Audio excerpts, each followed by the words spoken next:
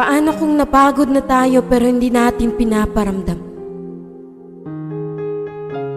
Paano kung gusto mo nang sumuko pero ang tanging pinapakita mo lang ay ang paglaban? Sa buhay, hindi natin kailangan ipakita na palagi tayong malakas, masaya. Minsan, kailangan din natin ipahinga. Ilabas ang bawat pagod at salita. Maraming hindi nakakaintindi. Pero ito, andito tayo sa realidad na kung saan tinatago natin ang sakit na nararamdaman.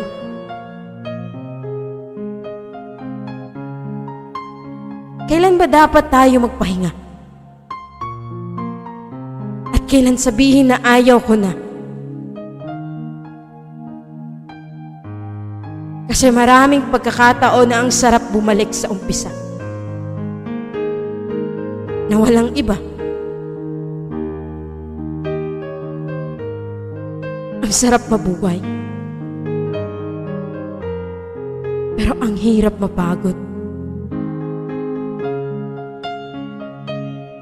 Sa mundong ito, hindi natin kailangan ipakita na masaya pa tayo.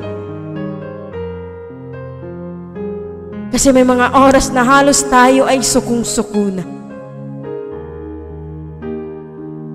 May mga panahong ayaw mo na, pero pilit mong iniiwasan. Kasi ikaw lang ang mag-isa. Mag-isang dinadala ang sakit na dadarama. Alam mo yung pakiramdam na walang-wala ka na. Wala ka nang masabi. Dahil pagod ka na sa paulit-ulit na sakit. Yung parang ayaw mo na. Napapagod tayo hindi dahil mahina. Napapagod kasi nangangarap at patuloy na lumalaban sa buhay.